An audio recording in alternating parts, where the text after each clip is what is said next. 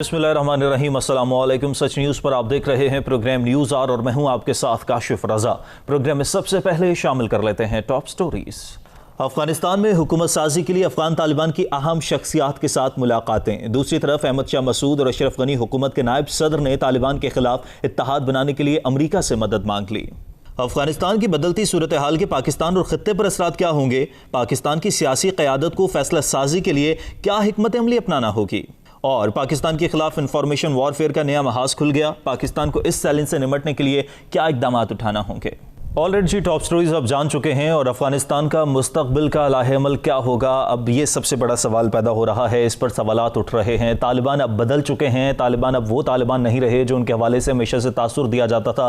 तालिबान उस तासुर को ख़त्म करने की कोशिश कर रहे हैं। जिस तरह से वहाँ पर उन्होंने ख़वातीन के हुकूक़ के हवाले से बात की, वहाँ पर जिस तरह से हमने देखा कि तालीमी इदारों में तलबा को जाने की इजाज़त दे दी गई, जिस तरह से TV एंकर जो खातून थी वो वहाँ पर प्रोग्राम एक कंडक्ट कर रही थी, और तमाम तर बाकी सूरत हाल को भी देखते हुए देखा जाए तो तालिबान इस बात की यकीन दहानी कराने की कोशिश कर रहे हैं कि अब जो है तालिबान वो तालिबान नहीं रहे हैं। जब 90 की दहाई में सोवियत यूनियन को अफगानिस्तान में शिकस्त हुई थी तो वहां पर अफगान तालिबान जिस तरह से एक्टिव हुए, उसके बाद खाना जंगी का माहौल रहा और अफगानिस्तान को दहशतगर्दों की पनाहगाह के तौर पर जाना जाने लगा। अब यह कहा जा रहा है कि तब अमेरिका गया था तो तब जिस तरह की सूरत हाल हुई थी, अब अमेरिका के जाने के बाद सूरत हाल वैसी बिल्कुल भी नहीं होगी। जिस तरह से इंटरव्यूज दिए जा रहे हैं तर्जमान तालिबान की जानिब से, जिस तरह से चाइना के चैनल को उन्होंने इंटरव्यू दिया और उन्होंने कहा कि चाइना की भी मदद हमें दरकार होगी। दीगर ममालिक के हवाले से भी वो बात कर रहे हैं कि अफगानिस्तान की जो सरजमीन है वो इस्तेमाल नहीं होने देंगे और अफगानिस्तान तमाम तर ममालिक के साथ सिफारती बेहतर ताल्लुकात चाहता है, लेकिन हम अपने तमाम तर मामलात में किसी भी किस्म की मुदाखलत बर्दाश्त नहीं करेंगे। अफगानिस्तान का मुस्तकबिल क्या हो सकता है और ख़ास तौर पर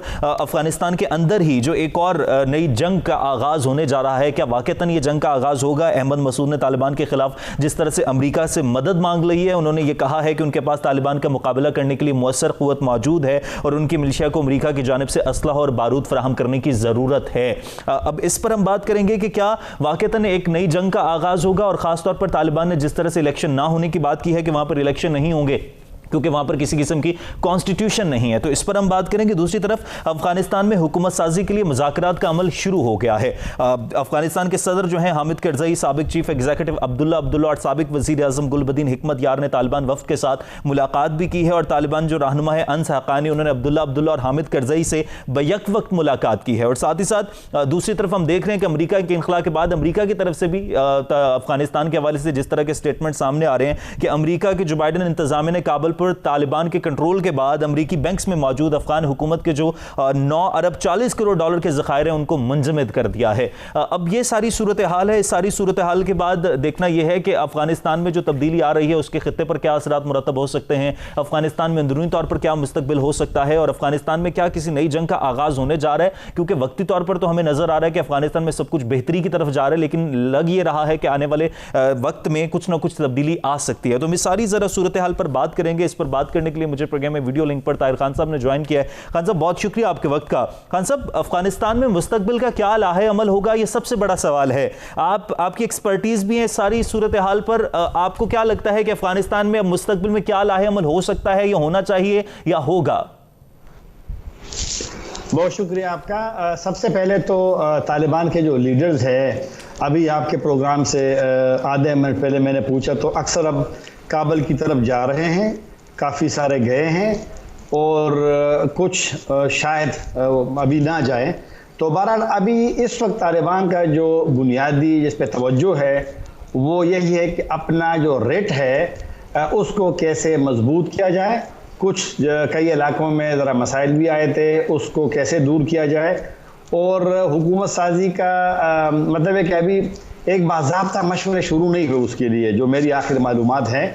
लेकिन बहरहाल तालिबान पे एक दबाव भी बढ़ रहा है कि जब से सदर अशरफ गनी साहब चले गए हैं, साबिक सदर हो गए हैं, तो उस वक्त से अफ़गानिस्तान के अंदर कोई हुकूमत नहीं है, तो एक खिलाफ सी पैदा हुई है और गैर यकीनी की सूरत हाल है। और जितना जल्दी हो सके तालिबान के लिए एक बड़ा चैलेंज भी है। तो सबसे पहले तो उनका मज़ीद अपना रेट उसको इस्टेब्लिश करना है, मजबूत करना है। दूसरी तरफ कानून साजी की तरफ जाना है, लेकिन अब कब जाते हैं कब नहीं जाते, क्योंकि जो मेरी राब्ते हुए हैं जगह जगह पे, तो अभी तक ऐसी कोई चीज़ मेरे हाथ नहीं लगी। लेकिन कल इनका कंदहार में जो उनकी फौजी कमीशन है, निज़ामी कमीशन कहते हैं, उसका एक इजलास हुआ था कंदहार में, और मुल्ला याकूब की सरबराही में, जो कि मिलिट्री कमीशन के सरबराह भी है, मुल्ला उमर के बेटे हैं।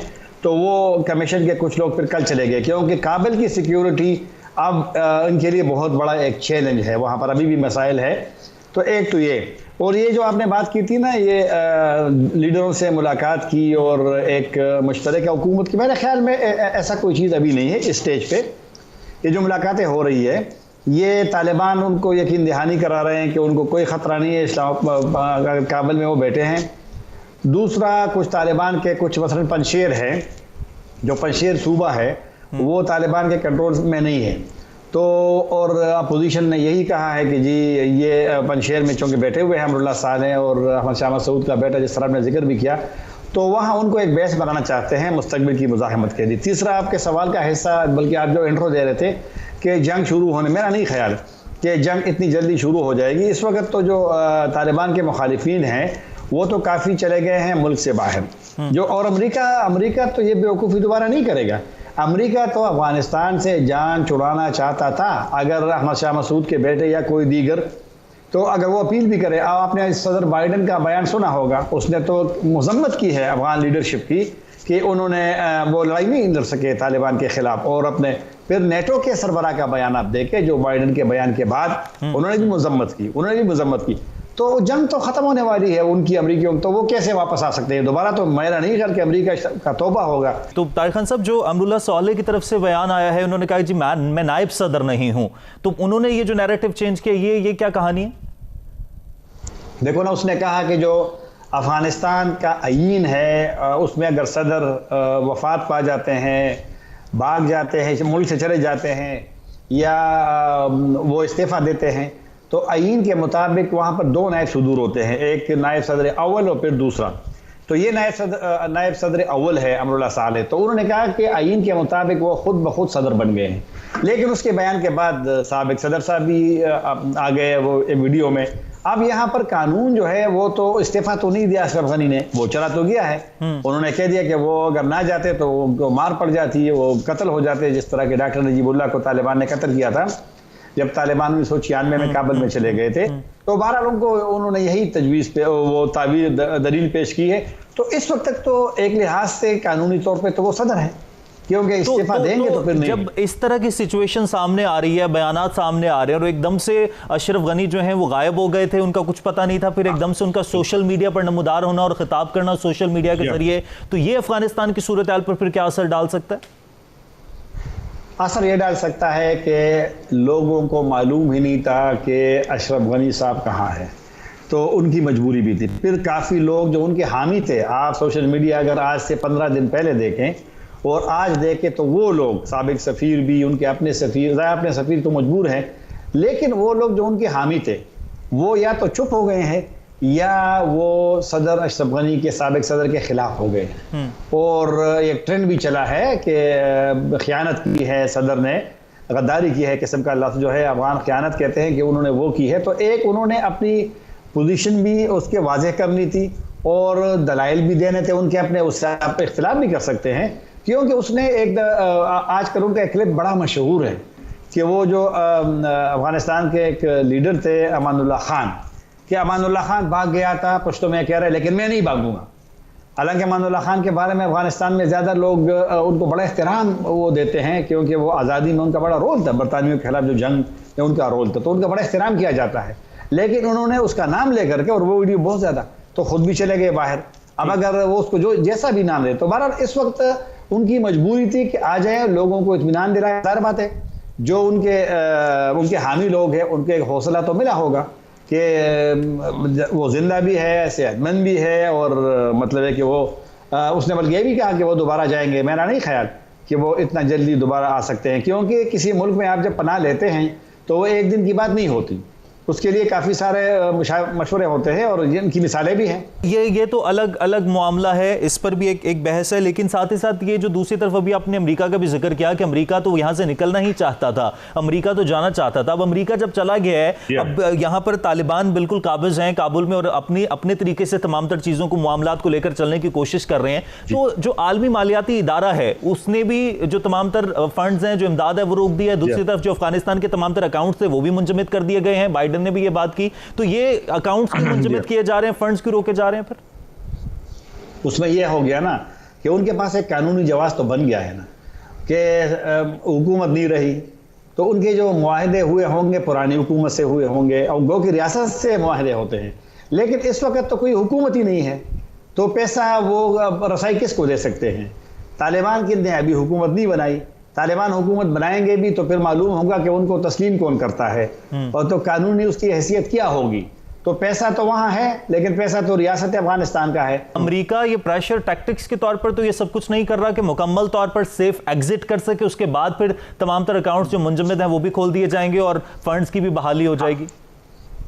बिल्कुल आपने सही पॉइंट पहले वाला किया कि उनका जो सेफ एग्जिट का है या महफूज रास्ता का है, ये उनकी और कल ये उनकी ये तरजीह है।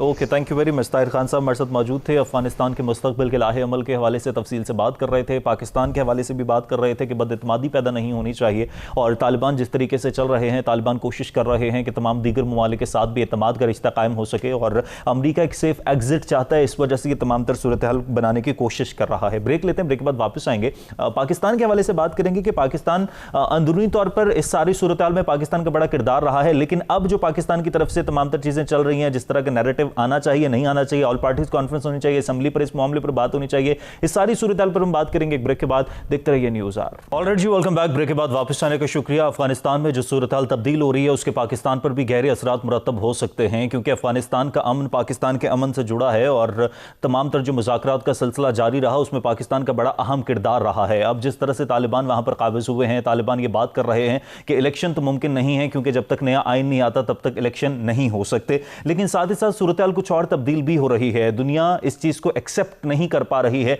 कि जिस तरह से वहां पर तालिबान मौजूद हैं, लेकिन हम इस सेगमेंट में खासतौर पर बात करेंगे पाकिस्तान के हवाले से कि अफगानिस्तान में जो तब्दीली आ रही है उसके पाकिस्तान पर क्या असरात मुरतब हो सकते हैं, क्योंकि पाकिस्तान में पाकिस्तान पीपल्स पार्टी, पाकिस्तान मुस्लिम लीग नवाज की बात की जाए तो कोई नैरेटिव हमारे सामने नहीं आ रहा है। खासतौर पर इस हवाले से कहा यह जा रहा है कि APC बुलाई जानी चाहिए थी, असेंबली में इस पर बात होनी चाहिए कि पाकिस्तान इस पर क्या मौक़िफ़ रखता है, लेकिन इस पर कोई नैरेटिव सामने नहीं आ रहा है। और यह भी कहा जा रहा है कि नवाज शरीफ साहब जो कि अफगानिस्तान के नेशनल सिक्योरिटी एडवाइजर थे, उन्होंने मुलाकात की, लेकिन अब उनकी तरफ से भी, नून लीग की तरफ से भी किसी किस्म का कोई नैरेटिव सामने नहीं आया है। तो पाकिस्तान पर इसके क्या असरात मुरतब हो सकते हैं, पाकिस्तान को मजीद आगे क्या करना चाहिए, पाकिस्तान को क्या फेस करना पड़ सकता है अपने हमसाये में जो मजमूई तौर पर तब्दीली आ रही है सारी सूरत हाल पर, और किसी पार्टी का कोई बयान क्यों नहीं आ रहा है, और खासतौर पर दुनिया के हवाले से और अमेरिका के हवाले से ये जो सारी सिचुएशन प्रिवेल कर रही है, इस पर हम बात करेंगे। बात करने के लिए मुझे प्रोग्राम में वीडियो लिंक पर ज्वाइन किया है और यह मकबूल जान साहब ने। और साहब बहुत शुक्रिया आपके वक्त का। और ये सब अफगानिस्तान में जो तब्दीली आ रही है, पाकिस्तान पर इसके क्या असरात मुरतब हो सकते हैं? बुनियादी तौर पर आज से 3-4 महीने से जब से ये विड्रॉल की सूरत आई है, पाकिस्तान में एक खास माइंड सेट है कि जो कुछ गुफ्तगू कर रहा है कि अफगानिस्तान में जब एक तालिबान की हुकूमत आएगी तो पहला बात ये कहते थे कि वहां खुरेजी होगी, कत्लो गारत होगा, तबाह बर्बादी होगी, और उसके बाद होगा ये कि वहां से महाजरीन यहां पर आना शुरू होंगे, महाजरीन के कैंप आएंगे, पाकिस्तान में क्राइसिस बनेगी, इंटरनेशनल सिचुएशन आएगी, और उसके साथ साथ यह है कि इस पूरे इलाके के अंदर एक खास किस्म का जो है एक तस्वर जहाद का उभरेगा। अब आज तकरीबन इस सारे इंसिडेंट को 2-3 दिन तो हो गए, और उससे पहले कम से कम 2 महीने से तो एक तो महाजर पाकिस्तान में एक भी नहीं आया। वो जिन लोगों की आंखें इंतजार कर रही थी कि यहां पर एक NGO का दफ्तर खुल जाएगा, वो वाकई उनके खत्म हो गए।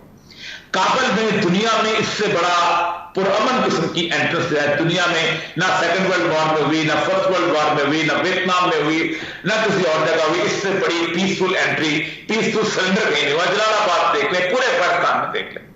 फिर 834 साल के बाद सलाहुद्दीन अय्यूबी के बाद दुनिया ने एक आम माफी का ऐलान देखा कि जो इससे पहले कभी नहीं हुआ था। यह हैरानकुन बात थी।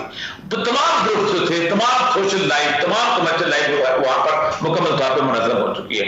अब मुझे ये बताइए, अब अफगानिस्तान अपना काम खुद कर रहा है, अपने हिसाब से वो अपनी तब्दीली ला रहा है। वहां पर हिकमत जार उनके साथ बैठे हुए हैं, अब्दुल्ला वहां पर बैठा हुआ है, हामिद करज़ई बैठा हुआ है। सिर्फ दो लोग हैं, अमरुल्लाह सालेह और एक अहमद शाह मसूद का बेटा।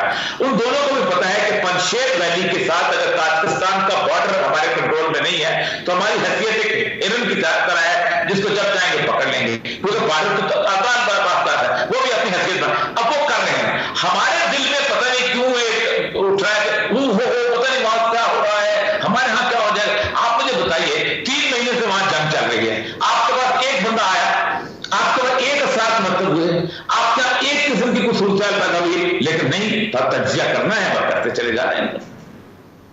सही। और ये सब तो इस सारी सूरत हाल में भारत क्या इन्फ्लुएंस को क्रिएट कर सकता है? जिस तरह से पंजशेर का मामला है, वहां पर उन्होंने भी अमेरिका से राबता कर लिया है कि उनके पास असले और बारूद कम है, वो तालिबान का भरपूर तरीके से मुकाबला कर सकते हैं। और भारत के हवाले से भी हम आगाह हैं, भारत ने पहले ताजिकिस्तान को इस्तेमाल करने की कोशिश की थी, लेकिन अब जो रशिया की उन्हें आशीर्वाद हासिल था, लेकिन अब सूरत हाल मुख्तलिफ है। तो भारत भी इससे कुछ फायदा उठा सकता है। पर ये 20 साल जो गुजरे वहां भारत नहीं था पहले, ये 20 साल जो गुजरे अमेरिका नहीं था। इस वक्त 5 रास्ते हैं वहां पर चीजें पहुंचाने के। तोरखम का रास्ता है, स्पिन बुलदर का रास्ता है, इस्लाम शहर का रास्ता है, उसका ऊपर वाला जो है वखान कॉरिडोर का रास्ता है, ताजिकिस्तान का रास्ता। जो ताजिकिस्तान हामिद करज़ई का जहाज नहीं उतरने दे रहा है, वो इंडिया के खाखोर जो बेस है उसको खाली कर दिया उन्होंने 21 तारीख को, वो इंडिया को असर पहुंचाने देगा। जिस इंडिया के हर ऐसा मैसेज ने अपना थोड़ा बहुत साफ रखा है, इंडिया में एक पीएम तक है वो भी उसको लेके चलेंगे, वो इन्फ्लुएंस कर सकता है। वो अमेरिका जो कि 20 साल वहां पर रहा है, जिसकी इस वक्त 160 हॉक हेलीकॉप्टर जो दुनिया में किसी मुल्क के पास भी इतने ज्यादा नहीं है, वो तालिबान के हाथ में आ गए हैं। वो अमेरिका वहां से पहुंचाएगा। कोई मुझे समझ नहीं आती कि हमने क्या समझ लिया। एक शिकस्त खुर्दा कुव्वत जो वहां से दुम दबा के भागी है, इस तरह दुम दबा के भागी, हम कहते हैं वो इन्फ्लुएंस करेगी। कोई थोड़ा सा रियलिटी कॉन्टेक्ट हमारा होना चाहिए, कब्जा करते हैं कैसे पहुंचाएगा, वहां पे छतरियों के जरिए पहुंचाएगा, एयर ड्रॉप करेगा, सैटेलाइट के नीचे ड्रोन आएंगे ना ज्यादा, और ड्रोन का आपको पता है कि किस हद तक उसको टेक आउट किया जा सकता है। ड्रोन भी मसला समझ है कि अगर आप वाकई विजिलेंट हैं तो आप, और ड्रोन तो उन्होंने इस्तेमाल करके देख ली है। इसी माइट के साथ अमेरिका 20 साल रहा और शिकस्त खा के गया वहां पर।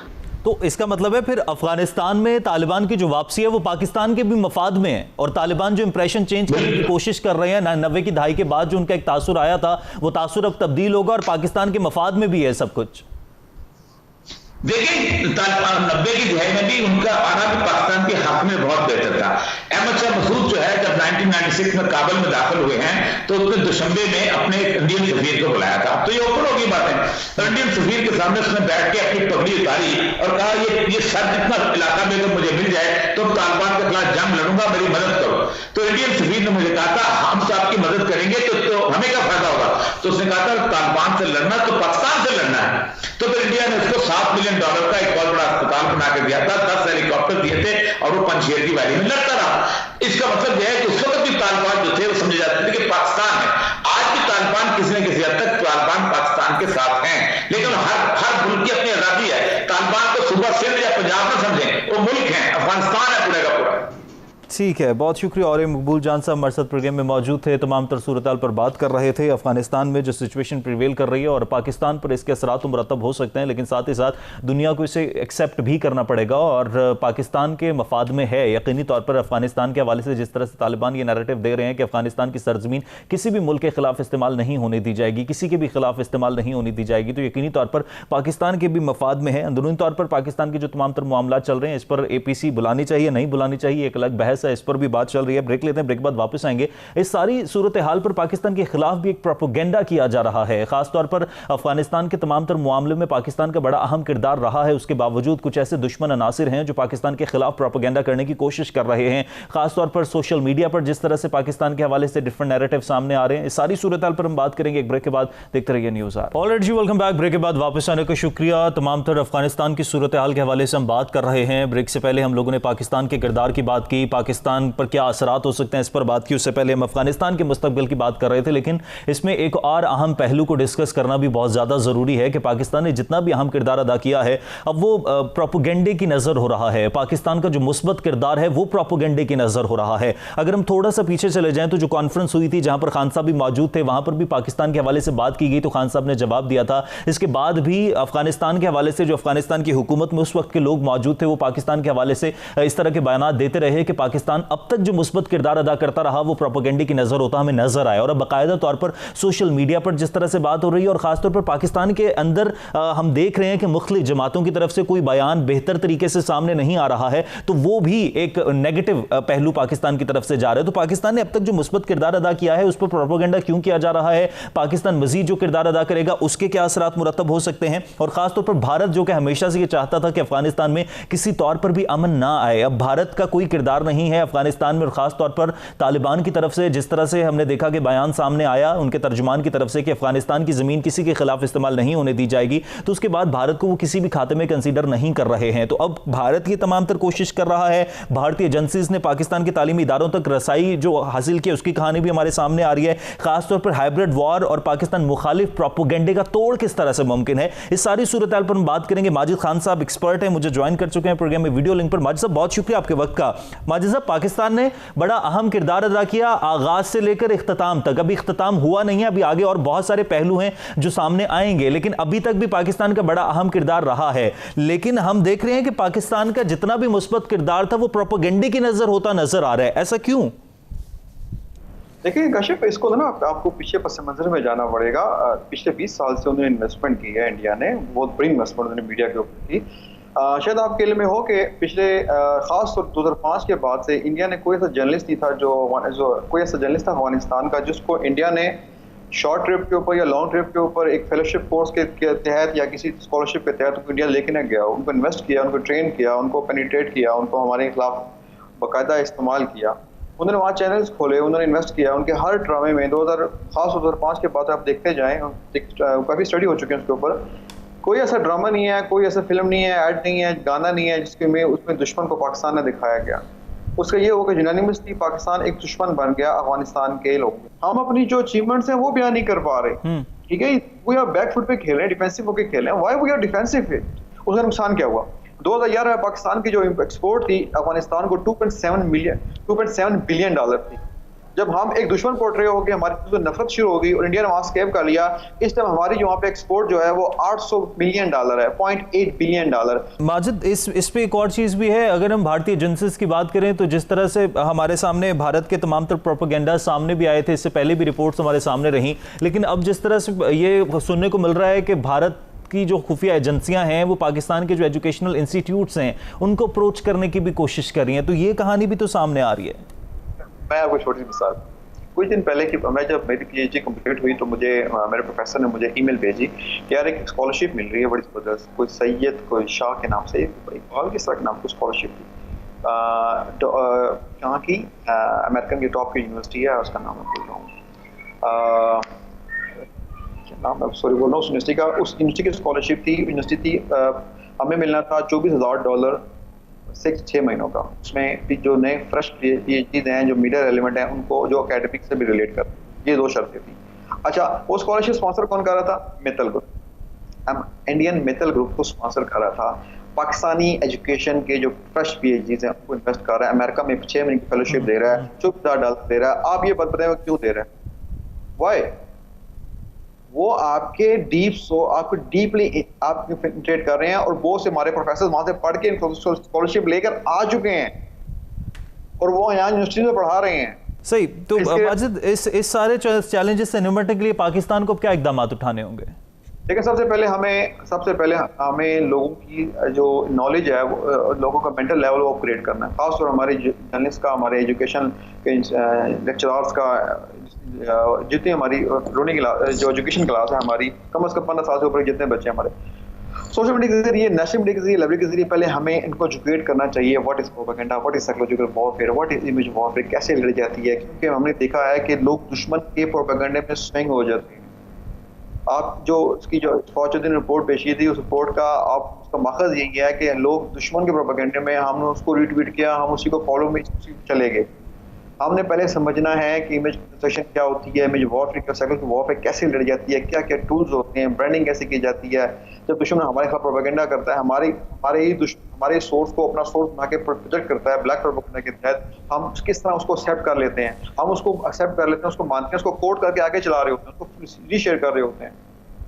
तो हमारा जो लेवल ऑफ एजुकेशन है, सबसे पहले इदारों को ये करना पड़ेगा कि हमें एजुकेशन चाहिए, हमें एजुकेट करना होगा अपने यूथ को, साइकोलॉजिकल वॉरफेयर के बारे में, इमेज कंस्ट्रक्शन के बारे में। अफसोस के साथ कहना पड़ा है, there is not a single university in Pakistan can have a course like this. आपको पता है इंडिया में इसका प्रोपेगेंडा मिनिस्ट्री भी है, ठीक है, जो अमेरिका में तो 40 से है, इंडिया में प्रोपेगेंडा मिनिस्ट्री है, वो उनको बिलियंस ऑफ डॉलर का उनके पास बजट होता है, वो इन्वेस्ट करते हैं। हमें सिर्फ सबसे पहले फेज में ये है कि हमें कम से कम एजुकेशन चाहिए। Got your point Majid, thank you very much for your time. हमारे साथ मौजूद थे, तमाम तर सूरत पर बात कर रहे थे प्रोपेगेंडा के हवाले से। पाकिस्तान के जो तमाम तर तालीमी इदारे हैं उन तक भारतीय खुफिया एजेंसी रसाई हासिल करने की कोशिश कर रही हैं और पाकिस्तान का जितना भी मुस्बत किरदार है उसको प्रोपेगेंडाइज करने की कोशिश की जा रही है। आज के प्रोग्राम से इजाज़त दीजिए, अल्लाह ने के बाद।